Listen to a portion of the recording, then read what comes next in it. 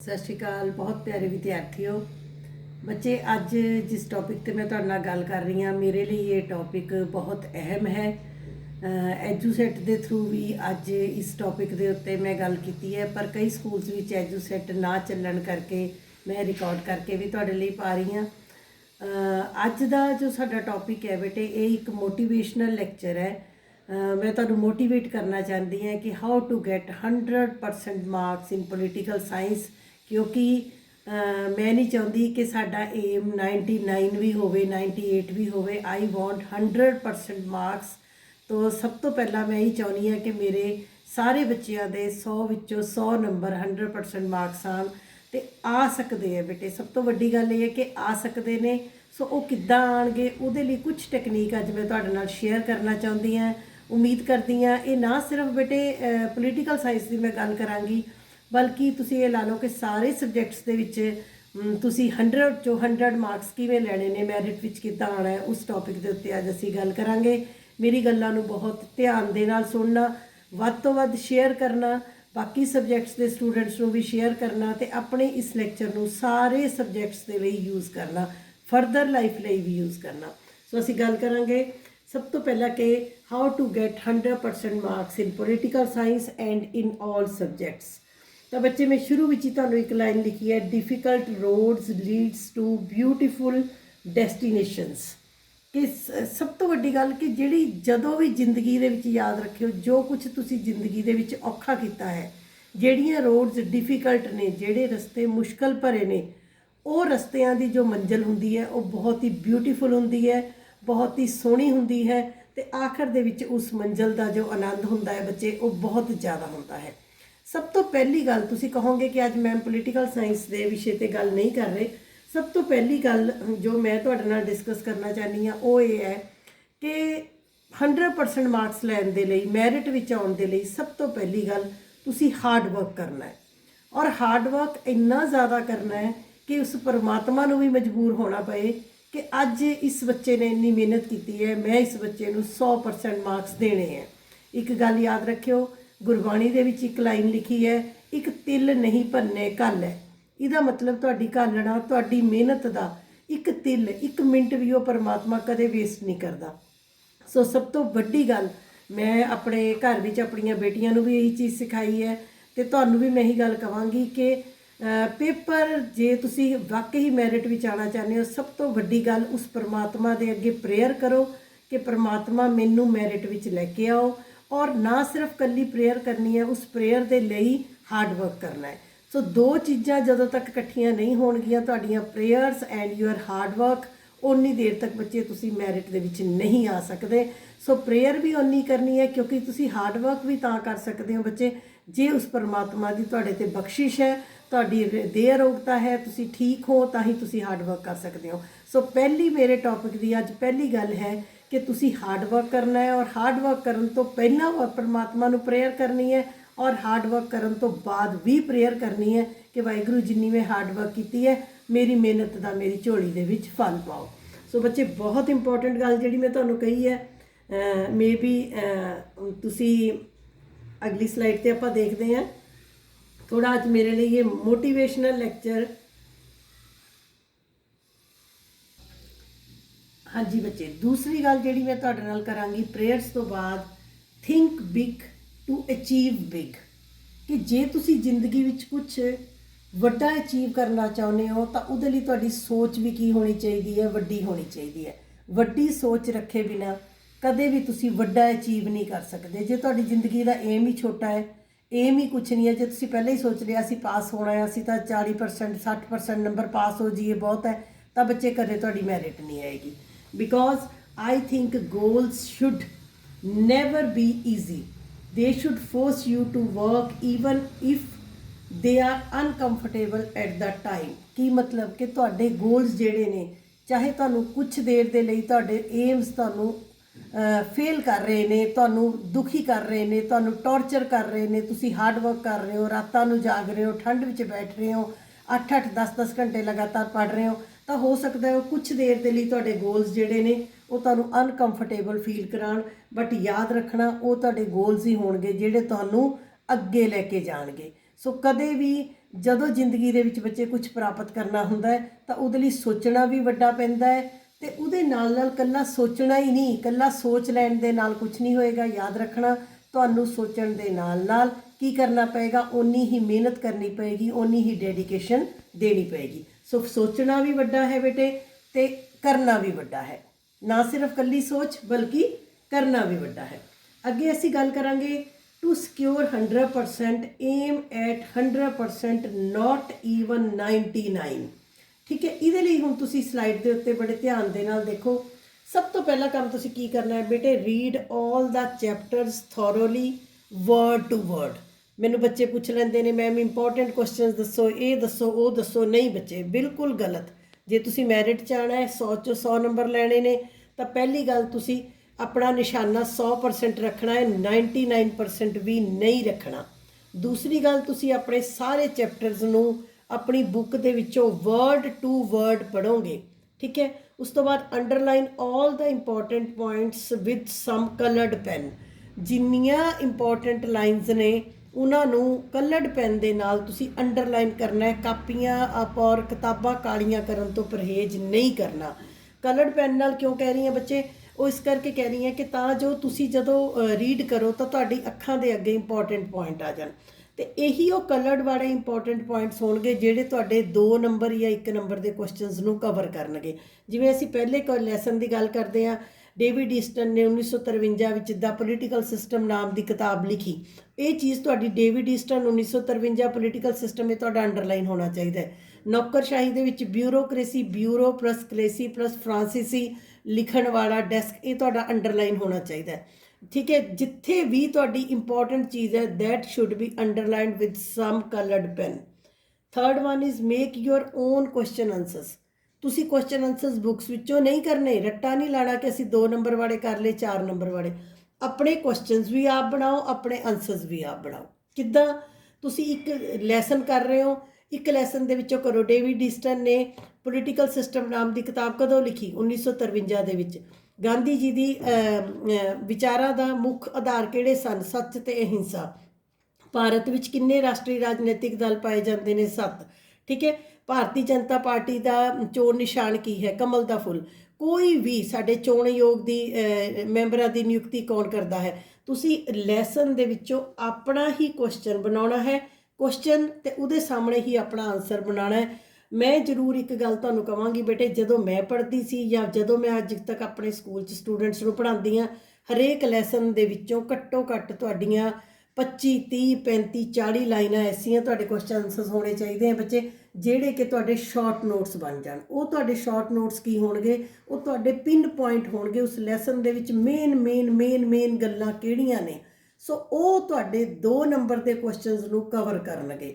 2 number ਦਾ ਐਸਾ ਕੋਈ question ਨਹੀਂ ਹੋਣਾ ਚਾਹੀਦਾ ਜਿਹੜਾ ਤੁਸੀਂ ਪਹਿਲਾਂ ਪਿਨ ਪੁਆਇੰਟ ਕਰਕੇ ਆਪਣੇ ਕਲਰਡ ਪੈਨ ਦੇ ਨਾਲ ਲਿਖ ਨਾ ਲਿਆ ਹੋਵੇ, ਤੁਹਾਡੀ ਬੁੱਕ ਵਿੱਚ ਵੀ ਅੰਡਰਲਾਈਨ ਹੋਇਆ ਹੋਵੇ। ਉਸ ਤੋਂ ਬਾਅਦ ਤੁਹਾਡੀ ਇੱਕ ਰਫ ਕਾਪੀ, ਇੱਕ ਛੋਟੀ ਕਾਪੀ, ਮੈਂ ਅੱਗੇ ਵੀ ਦੱਸਾਂਗੀ, ਛੋਟੀ ਕਾਪੀ ਬਣਾਓ।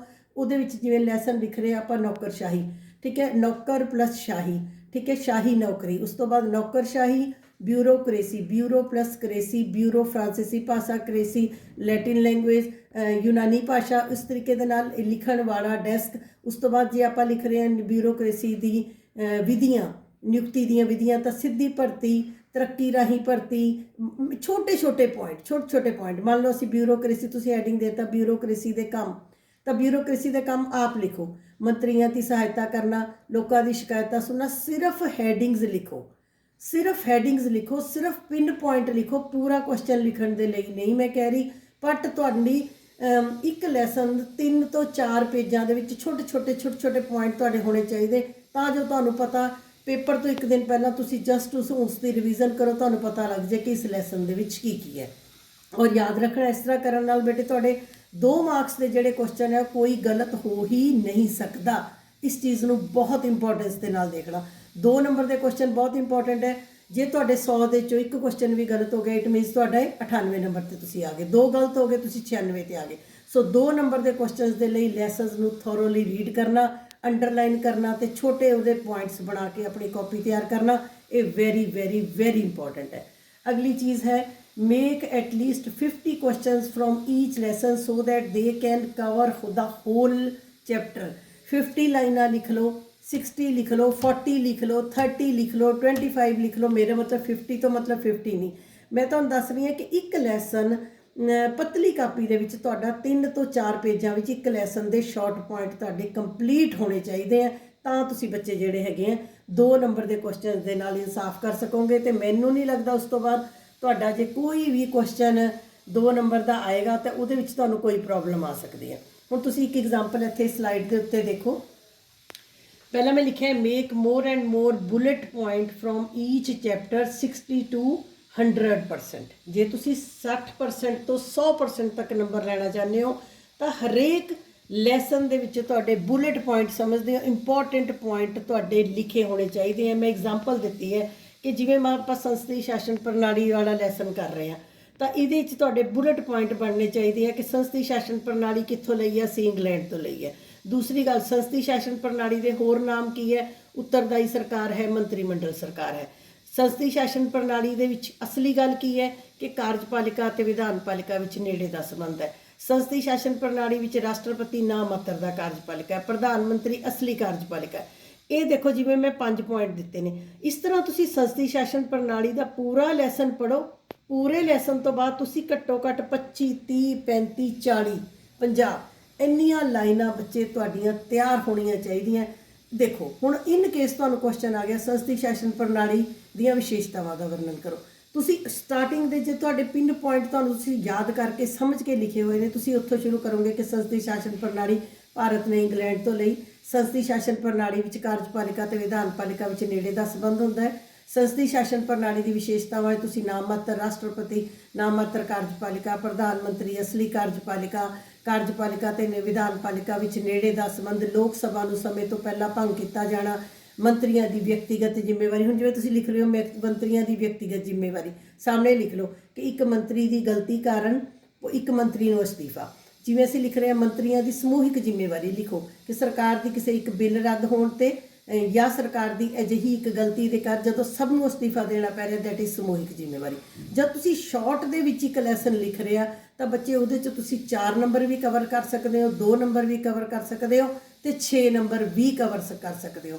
ਮੈਂ ਤੁਹਾਨੂੰ ਬਿਲਕੁਲ ਇਸ ਗੱਲ ਲਈ ਸੁਜੈਸਟ ਨਹੀਂ ਕਰਾਂਗੀ ਕਿ ਤੁਸੀਂ 2 ਨੰਬਰ ਵਾਲੇ ਕੁਐਸਚਨ ਯਾਦ ਕਰ ਲਓ। ਹੋ ਸਕਦਾ ਤੁਹਾਡੇ ਟੀਚਰ ਤੁਹਾਨੂੰ ਯਾਦ ਕਰਾ ਰਹੇ ਹੋਣ 4 ਵਾਲੇ ਯਾਦ ਕਰ ਲਓ। ਨਹੀਂ ਬੱਚੇ, ਤੁਸੀਂ ਲੈਸਨ ਨੂੰ ਪਹਿਲੇ ਅੱਖਰ ਤੋਂ ਲੈ ਕੇ ਆਖਰੀ ਅੱਖਰ ਤੱਕ, ਜਿਹਨੂੰ ਅਸੀਂ ਕਹਿੰਦੇ ਲੈਸਨ ਨੂੰ ਉਧੇੜ ਦੇਣਾ, ਘੋਲ ਕੇ ਪੀਜੋ ਲੈਸਨ। ਸੋ ਇੱਕ ਇੱਕ ਅੱਖਰ ਸਾਰਾ ਕਰੋ, ਉਹਦੇ 'ਚੋਂ ਮੇਨ ਪੁਆਇੰਟ ਲਿਖੋ, ਉਸ ਲੈਸਨ ਦੇ ਸ਼ਾਰਟ ਨੋਟਸ ਬਣਾਓ 25 ਤੋਂ 30 ਤੋਂ 35 ਲਾਈਨਾਂ ਦੇ ਵਿੱਚ।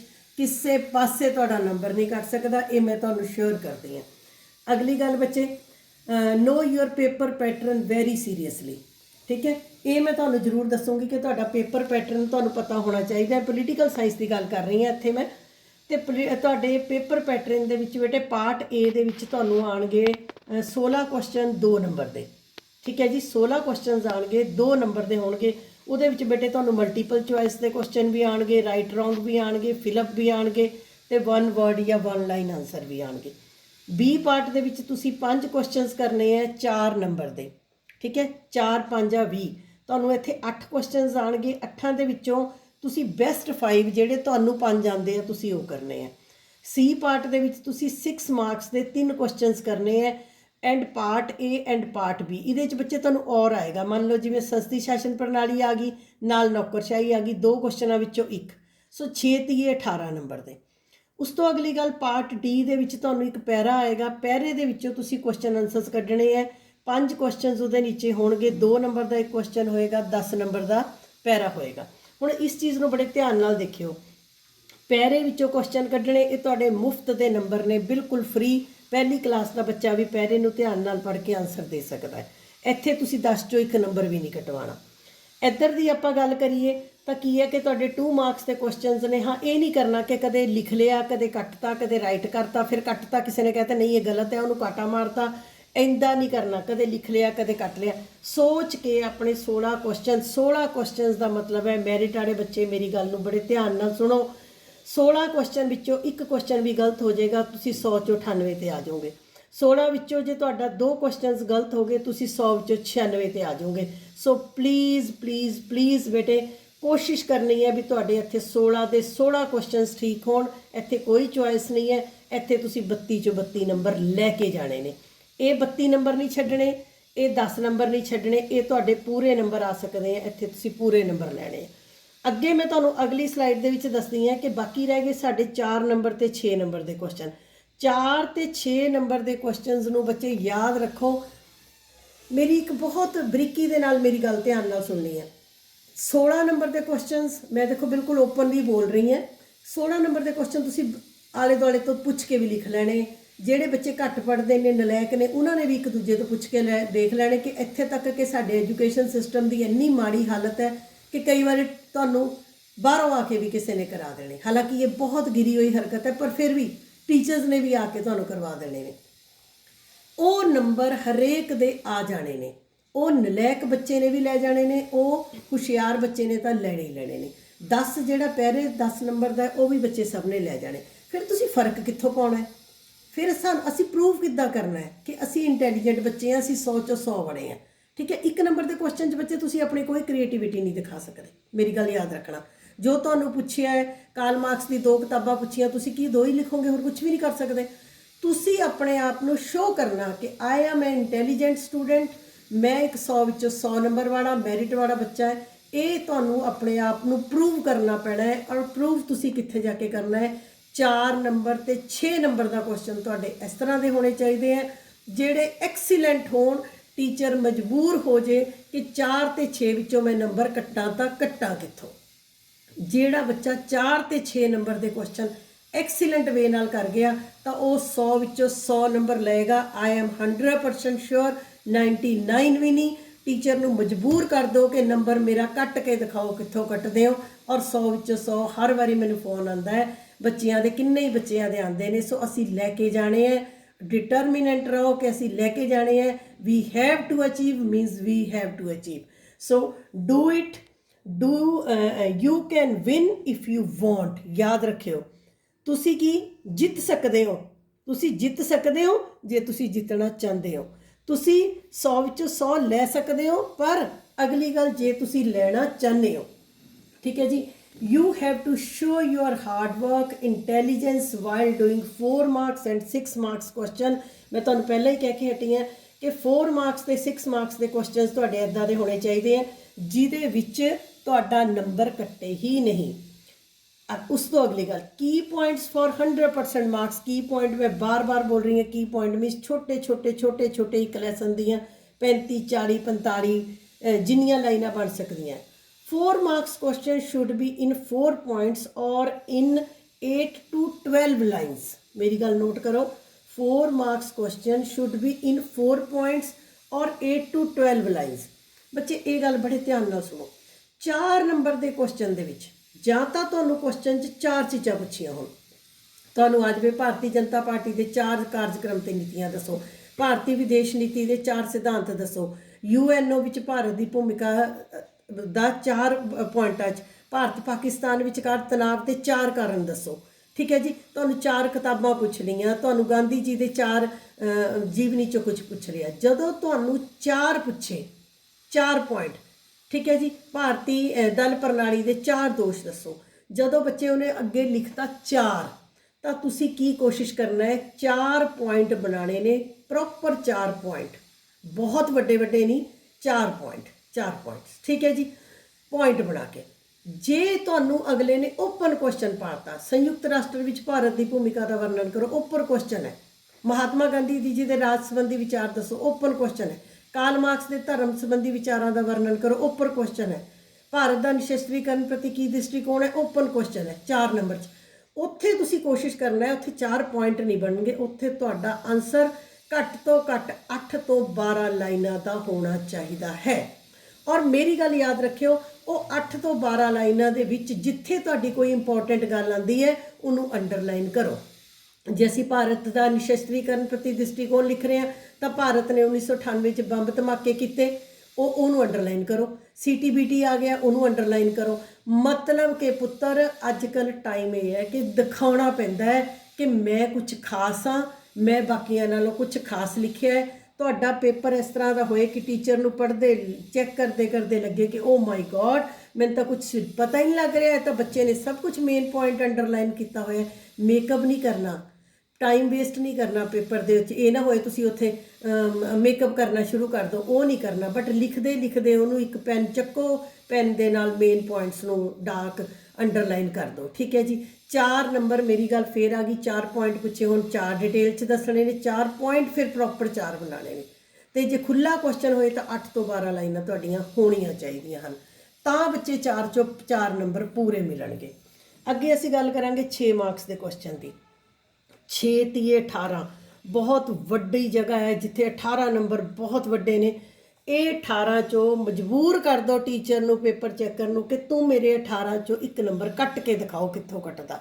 ਉਹਦੇ ਲਈ ਤੁਹਾਨੂੰ ਕੀ ਕਰਨਾ ਪਏਗਾ, 6 ਨੰਬਰ ਦਾ ਕੁਐਸਚਨ ਕਦੇ ਵੀ ਸਿੱਧਾ ਸ਼ੁਰੂ ਨਹੀਂ ਕਰਨਾ। ਕੁਐਸਚਨ ਆ ਗਿਆ ਭਾਰਤੀ ਵਿਦੇਸ਼ ਨੀਤੀ ਦੀਆਂ 6 ਵਿਸ਼ੇਸ਼ਤਾਵਾਂ ਦਾ ਵਰਣਨ ਕਰੋ, ਕਦੇ ਵੀ ਸ਼ੁਰੂ ਨੰਬਰ ਪੁਆਇੰਟ ਤੋਂ ਨਹੀਂ। Start with introduction. ਇੰਟਰੋਡਕਸ਼ਨ ਭੂਮਿਕਾ ਤੁਸੀਂ 6 ਨੰਬਰ ਦੇ ਕੁਐਸਚਨ ਦੇ ਵਿੱਚ ਇੰਟਰੋਡਕਸ਼ਨ ਦੇਣੀ ਹੀ ਦੇਣੀ ਹੈ। ਜਿਵੇਂ ਵਿਦੇਸ਼ ਨੀਤੀ ਬਾਰੇ ਦੱਸਣਾ ਸ਼ੁਰੂ ਕਰ ਦਿਓ। ਠੀਕ ਹੈ ਜੀ। ਅਸੀਂ ਤੁਸੀਂ ਕੋਈ ਵੀ ਲੈਸਨ ਹੈ, ਭਾਰਤੀ ਦਲ ਪ੍ਰਣਾਲੀ ਹੈ, ਦਲ ਪ੍ਰਣਾਲੀ ਭਾਰਤ ਵਿੱਚ ਬਹੁਦਲੀ ਪ੍ਰਣਾਲੀ ਹੈ, ਭਾਰਤ ਇੱਕ ਲੋਕਤੰਤਰੀ ਦੇਸ਼ ਹੈ। Start with introduction, then end with sum up or conclusion. ਕਦੇ ਵੀ 6 ਪੁਆਇੰਟ ਲਿਖ ਕੇ ਜਾਂ ਕੁਐਸਚਨ ਲਿਖ ਕੇ ਅਧੂਰਾ ਨਹੀਂ ਛੱਡਣਾ।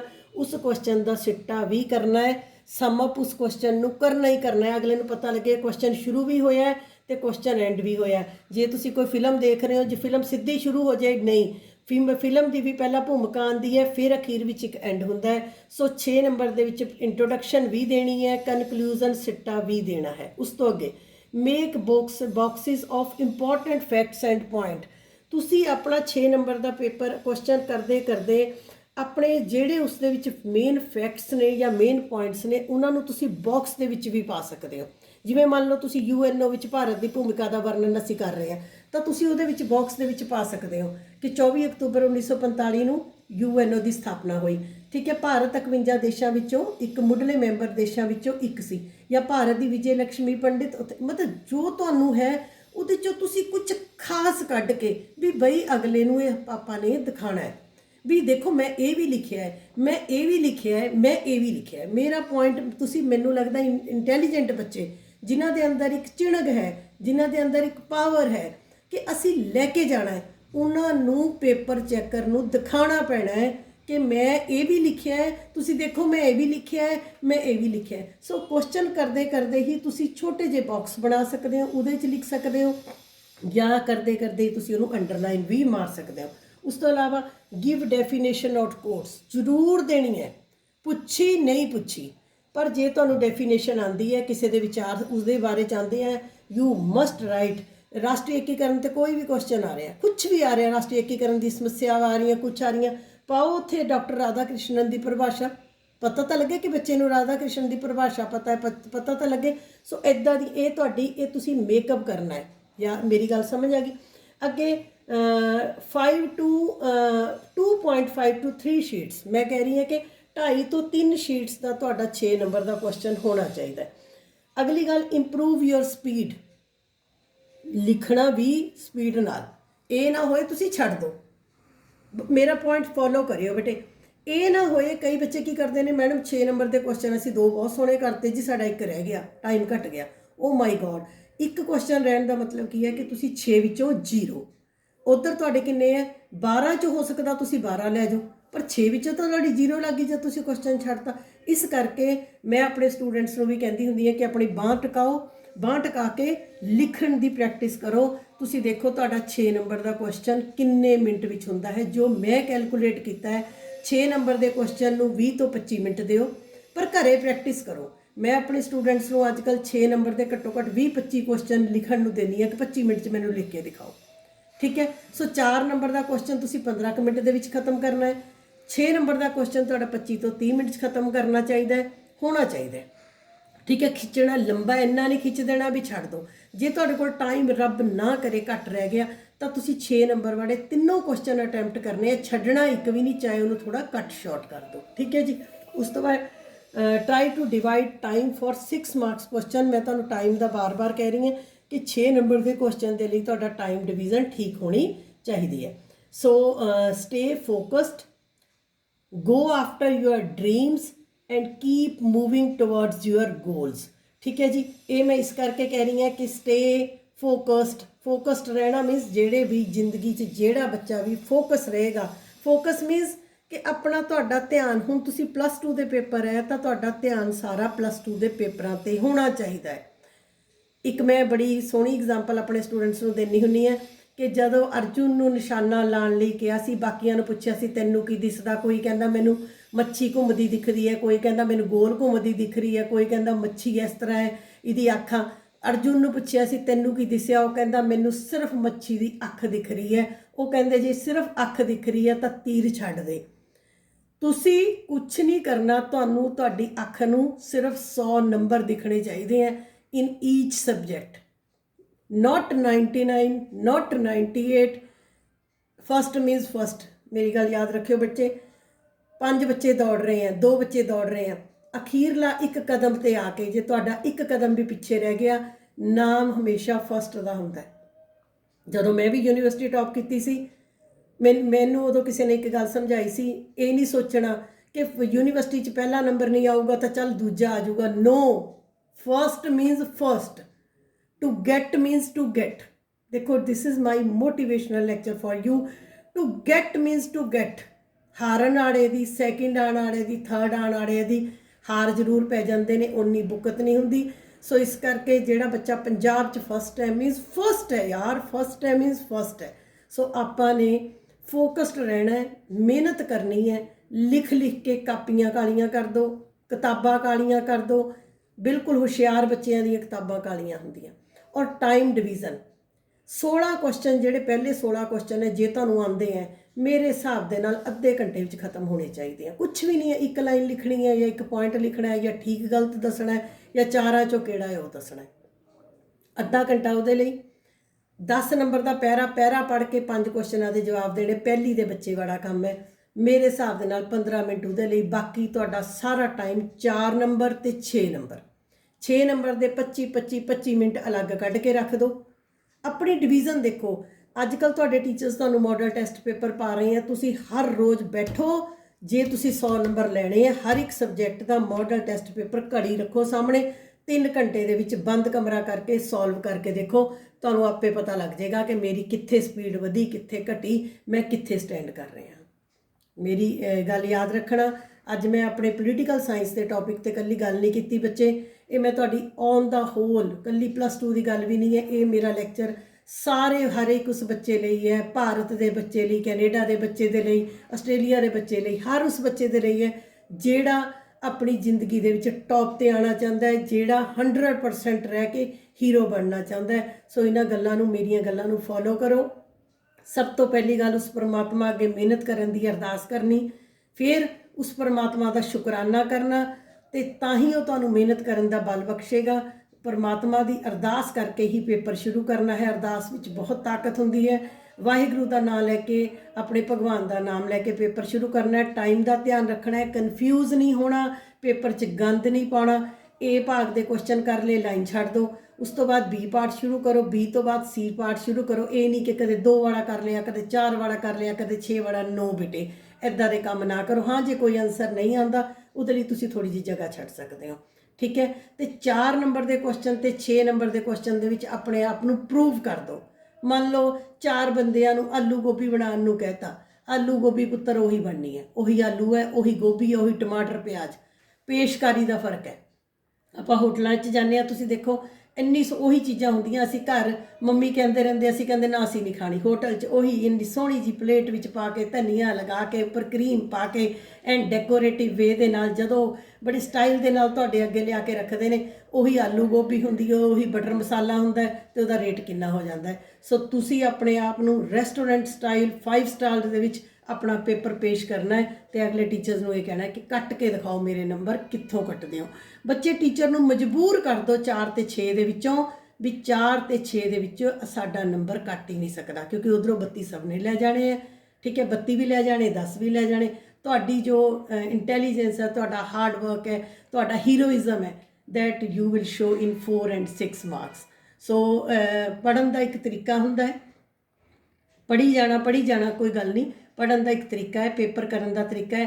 ਤੇ ਮੈਂ ਤੁਹਾਡੇ ਨਾਲ ਪ੍ਰੋਮਿਸ ਕਰਦੀ ਹਾਂ, ਜੇ ਤੁਸੀਂ ਆਪਣੇ ਪੇਪਰ ਤੋਂ ਪਹਿਲਾਂ, ਹਰੇਕ ਪੇਪਰ ਤੋਂ ਪਹਿਲਾਂ ਜੇ ਤੁਸੀਂ 5 ਟੈਸਟ ਪੇਪਰ 3 ਘੰਟੇ ਦਰਵਾਜ਼ਾ ਬੰਦ ਕਰਕੇ ਹੱਲ ਕਰਕੇ ਦੇਖ ਲਏ ਤਾਂ you must get 100% marks and you will be in the merit list of Punjab. ਇੱਕ ਵਾਰੀ ਫੇਰ ਮੇਰੇ ਵੱਲੋਂ ਤੁਹਾਨੂੰ ਸਾਰਿਆਂ ਨੂੰ ਬਹੁਤ ਪਿਆਰ ਭਰੀ ਸਤਿ ਸ਼੍ਰੀ ਅਕਾਲ, ਬੈਸਟ ਆਫ ਲੱਕ। ਤੇ ਮੈਨੂੰ ਫੋਨ ਕਰਕੇ ਜ਼ਰੂਰ ਦੱਸਿਓ ਕਿਹੜਾ ਬੱਚਾ ਮੈਰਿਟ 'ਚ ਆਇਆ ਹੈ, ਕਿਹਦੇ 100 ਚੋਂ 100 ਮਾਰਕਸ ਆਏ ਨੇ। Love you too much, thank you very much.